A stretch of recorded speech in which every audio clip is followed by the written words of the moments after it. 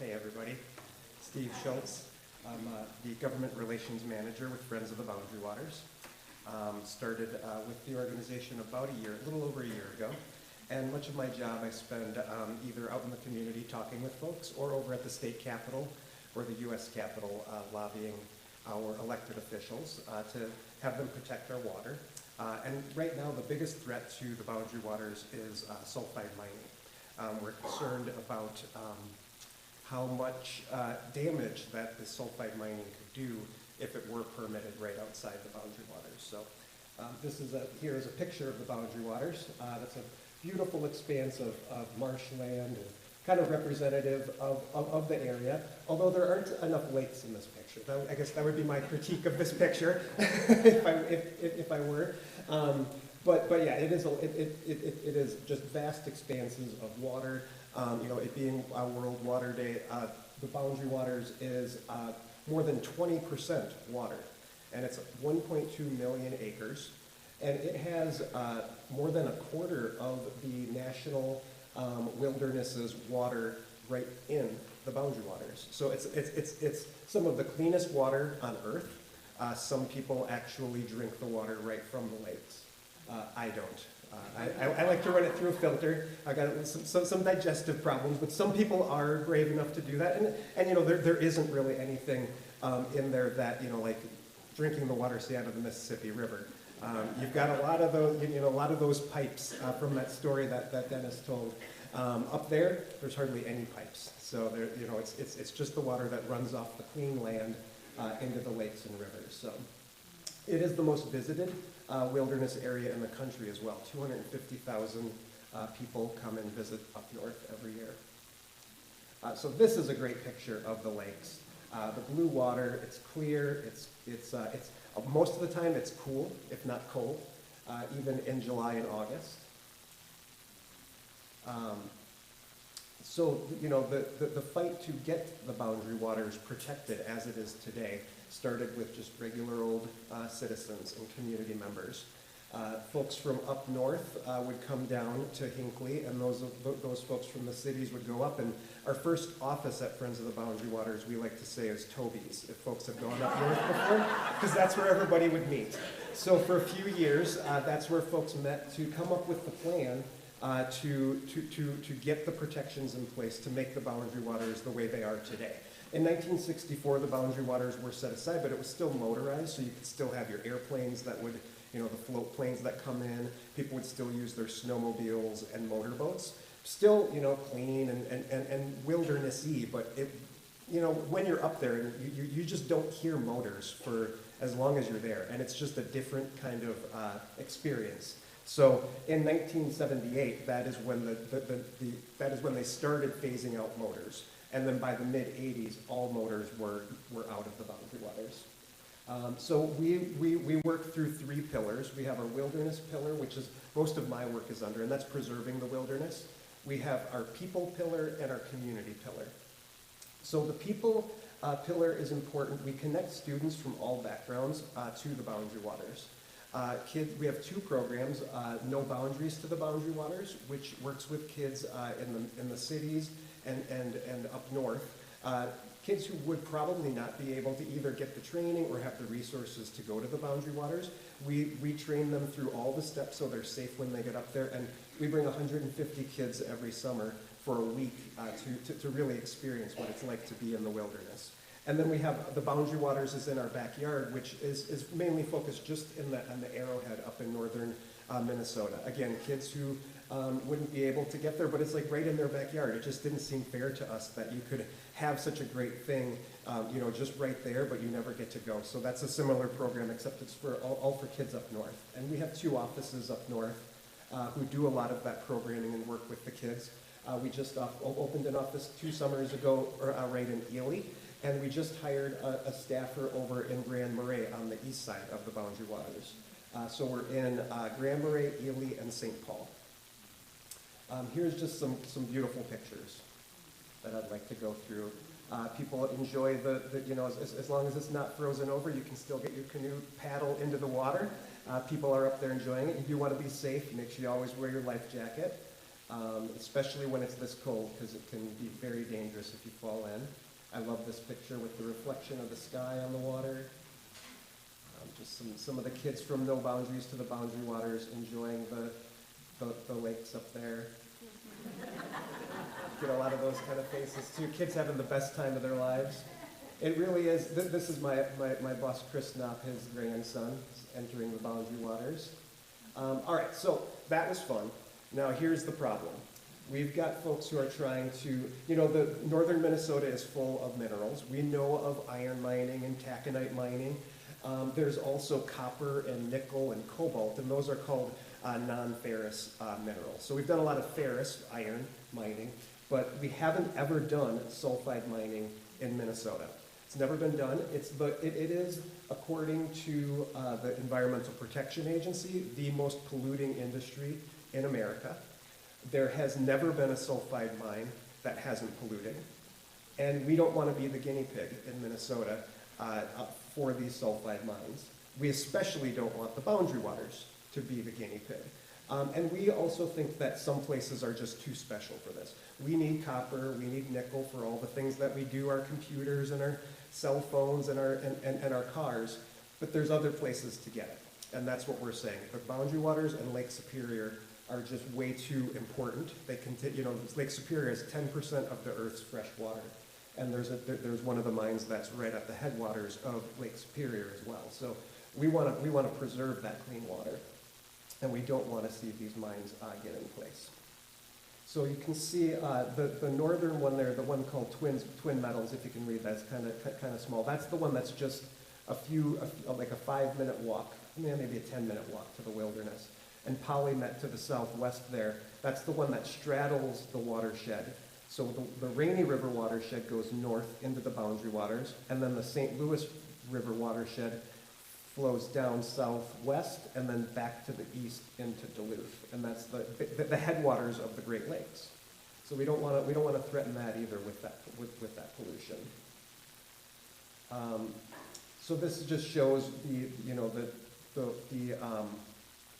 orangish one further on the bottom. That is the Tech Mine, Polymet Mine, New Range Mine. They keep changing their name because they keep getting a bad reputation, and they figure, hey, let's just change the name and nobody will know. But it's been called all three of those things. Twin Metals has remained Twin Metals the whole time, and that's the one just to the northeast. And you can see that yellow there, that kind of plumes along. That would be the flow of the pollution that would come out of the Twin Metals mine if it were ever permitted. And this is what, unfortunately, it looks like when you have sulfide mining. So a lot of times when we picture a mine, we picture, you kind of like a hunk of rock, and then you could maybe see the copper. Like there'd be like a third of it might be copper, and you can see, oh yeah, they probably just chop that off and then they make that into pennies or whatever. This type of mineral is called disseminated. So it is not, you don't actually see any copper. It just looks like a big boulder. And it's not 30% copper. It's not 20, 10, 5. It's not even 1%. In some cases, it's less than 0.25% of the rock is copper. So you might have to crush up to 2,000 pounds of rock to get 1 pound of copper. And then everything that's left over would be, let's say 1,999 pounds is just waste rock. Now, in that rock is sulfide. So that's why it's called sulfide mining. And the sulfide reacts with, I'm not a scientist, but I figured if I can follow this, hopefully y'all can follow it too. Sulfide interacts with oxygen and water and creates sulfuric acid, or battery acid, essentially. And in places, say like Arizona or parts of Washington, Nevada, you don't have much water. So when you do this type of mining, yes, it pollutes, but there isn't 25% of the land around it isn't water. So you don't have as much of this acid mine drainage. Up north, we get a lot of rain. There's water everywhere. It's underground, it's above the ground, it's in the soil. And then you have that reaction, and you end up with ponds of battery acid. So obviously that doesn't sound good. Oh, here is a good, I should have fast forwarded. The top one is called native copper ore, where you can see the copper. That's just a rock. You can't see any copper in it. But you have to crush up all of that rock there to get just a small amount of copper. We don't think it's worth it. Well, first off, we don't think it makes sense economically. It just doesn't add up under their current plans where they actually make money. So we know something's going on because businesses don't do things to just do them. They do them to make money. That's why almost all businesses exist, is to pay employees, and have a little money left over in the end so you can send your kids to college, yada, yada. They're not doing this for charity, I guess is what I'm saying. Right now, there's a 20-year mineral withdrawal. So that means that the minerals were withdrawn from the market, essentially. The Biden administration went through a 2-year process, getting comments from people all across the country. Over 600,000 comments were in favor of protecting the boundary waters, and just a couple thousand were in favor of the copper mining in comparison. This, not only is it public opinion, but science specifically says the scientists looked at everything and they said it's incompatible to have this type of mining right upstream from some of the cleanest water on Earth. So that's why right now this isn't allowed. But unfortunately, President Trump, I don't want to get too political here, but President Trump said this past summer when he was on the campaign trail, we're going to reverse that moratorium or ban. And we're going to reinstate the leases that Twin Metals, their leases to actually do this mining. We're going to reinstate those as well. He hasn't done it yet, but he has promised to do so. So this is what the Twin Metals site looks like. It's just right there. We actually own, part of our work too now is to conserve actual land up there as well, for a couple of reasons, but we bought land all around the Twin Metals site. For legal reasons, if we own land there, we can challenge whatever they do, so we have standing in court. Plus, we take those minerals out of the pool that they could actually mine. So that's also one of our programs that we're doing right now. This is the Polymet site, and that is, if the Polymet mine were to go through, it would be the largest wetlands destruction in state history. It'd be over 100 acres of wetlands. And wetlands are really important for a bunch of reasons. Free filtration for our water. So you might have some water coming off a road or something, and it goes through a wetland, and all the stuff in the ground basically takes out all the toxins, and by the time it gets through, it's cleaner water. So that's bad. It also stores a lot of carbon, and carbon is one of the major causes of climate change. So you get a double dose of climate change problems when you dig up all that carbon, and then you're going to put a mine site on top of it, and mines are one of the biggest contributors to climate change as well. So this just doesn't make sense for our environment, for our climate change, for our water, for our health, for our spiritual health too. Just having wilderness right close to us and going out there and enjoying it is really, reinvigorating. It can really, just really wake you up again. Like, oh yeah, this is what Earth, like what our time on Earth is all about. Okay, so we work with the Fond du Lac tribe. Actually, the Polymet, the further southern mine had their water permits taken away because the Fond du Lac tribe has their own water quality standards, and when the EPA put that permit in place for them to start mining, they didn't take into consideration Fond du Lac's water quality standards. So those permits were taken away from a federal court. So you can see here, there's the different Anishinaabe or Ojibwe tribes and where the different mine sites are. And so most of them are either downstream from them or close enough to them where they would have a say in what should happen, and rarely do they actually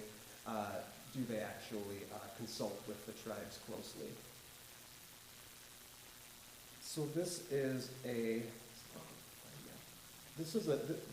the same design, dam design, where they're going to hold the waste as the Polymet mine, but this was in Brazil a few years ago. So you see the side of the mountain there, and everything's fine, but you look right at the bottom now, it's starting to fall away. And this is hundreds of thousands of tons of water and rock now flowing downstream. And you can see in the background, like trucks are trying to get out of the way, and just kind of shows like how big of a blob that is. There's a train in the background too, trying to get out of the way. This originally cost the mining company and the community $6 billion to clean up, and then they just had another lawsuit settle for $30 billion. So we do not want that at the headwaters of the Mississippi River, of the headwaters of the Great Lakes, and the headwaters of the Boundary Waters, three of the greatest waterways in the world.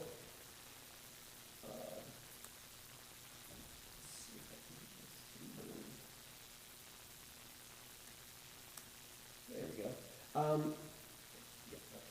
So most of these mines, the mining companies are corrupt. They've been convicted of bribery. They've been convicted of other really bad things with their workers and such. The owner of Glencore, which is the polymet site, that's the guy on the left getting the Medal of Freedom from Vladimir Putin, not the Medal of Freedom that we want. And then the owner of Antofagasta, which is the Twin Metals mine, bought an apartment in Washington, D.C. and rented it to Jared and Ivanka Trump for like $500 a month, which is just another kind of corrupt, probably not, maybe not illegal, it should be, you know, when they're running the government, or their dad is running the government, and then the company is basically giving them free housing in Washington, D.C. So there's that. You know, we do work across 4 different, my work is in litigation.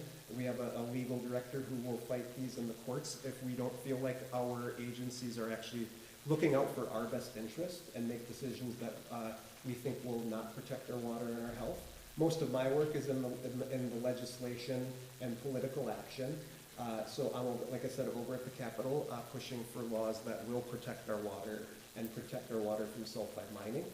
We get citizens involved all the time, so we have a citizen action network. So every other week on Wednesday night, we get together to talk about how we can protect the boundary waters. And then we do have a political action committee. So we work to find out the leaders who will do the best job protecting our water, and then we make sure that they get into office so we can have leaders at the capitals that'll actually look out for our health and protecting our water. So there's the state capitol. We've got 3 laws that we're working on at the state capitol. First is Prove It First. That's our marquee bill. And it's very simple. Show that you can operate a mine for 10 years without polluting. Show you can have it closed for 10 years without polluting. And then we can start working on getting you a permit in Minnesota. But until you can do that, because they've never done it, we don't want to waste our money in doing environmental review and looking into these until they can show this. Wisconsin had this law in place for 20 years, from 1997 to 2017, and there wasn't a sulfide mine in Wisconsin during that time because, again, they couldn't prove it. That was put in place by a Republican. This isn't just a Democrat-Republican thing. Unfortunately, right now, though, you know, most of our supporters are Democrats, and almost all of our opposition is being put forth by Republican politicians. So that's unfortunate. It wasn't even that way 5 years ago. We had a bunch of Republicans who supported the boundary waters, but it's just gotten a little more partisan in the last 8 years, as I'm sure you all are experiencing right now. So again, we don't want to be a guinea pig. Taxpayer protection, like I was talking about, that dam collapse, that billions of dollars. This would increase. Right now, a mine only has to put up, I shouldn't say only, but has to put up $500 million. We want to increase that to at least $1 billion, and we want it to be in cash or in government bonds, not company stock. Because the way that, you know, most of these companies are bad actors. Their business model is set up to break the law and pay the fine because it's cheaper and they make more money that way. So we want to make sure that us taxpayers are protected. If one of these ever can prove it first and they get a permit, we want to make sure that we have money in the bank to cover those problems. And this is just a little chart showing that. And then finally, we don't want bad actors in our state. So not just Nicolas Cage as the bad actor, but Glencore and Antofagasta, they can stay away. Like I said, their business model is to just pollute, pay the fine, and take the money out of state, out of country even. So this bill would make it so if they've had more than $1 million in environmental fines, they can't get a permit. Or if they treat their workers poorly and have like willful, neglectful, repeated labor violations, they can't get a permit in Minnesota either. So here's our supporters in the Senate. We've got a lot of supporters in the House. About 80% of the Democratic caucus, the DFLers we have on our side. We also run the Clean Water Coalition. So if you know of a business that might be interested in this, or you yourself as an individual would like to join, it's nonprofits, businesses, and individuals. And we're working to, again, for clean water all across the state. A couple of events we have coming up if you wanted to join us at our Citizen Action Network on 2 Wednesdays from now, April 2nd or the 16th. They're at 6 p.m. They're either at our office, or unless we're doing something, they're typically virtual as well, or hybrid. So you can join us on Zoom, or you can join us in the room. We're going to have an Earth Day rally for clean water and climate at the Capitol at 1 p.m. on Earth Day. And then, oops, I forgot to update this, but my contact information is Steve at friends-bwca.org. So feel free to get in touch with me. Other ways you can get involved. You write a letter. I've got postcards for afterwards. If you have questions, feel free to come on up and ask me. We have some materials, stickers for the kids or the adults, bumper stickers, all kinds of things. You can volunteer with us at an event or the state fair. We're at the state fair every day. And you could contact your legislators by phone or write a letter to the editor. So there's the right contact information. Our website also has a lot of information if you want to take any type of action or learn how to, what are some great routes if you want to visit the Boundary Waters, what do you need to pack, all that kind of stuff. We have great resources on our website. And I'll just leave you with this photo again. So thank you very much. And again, come.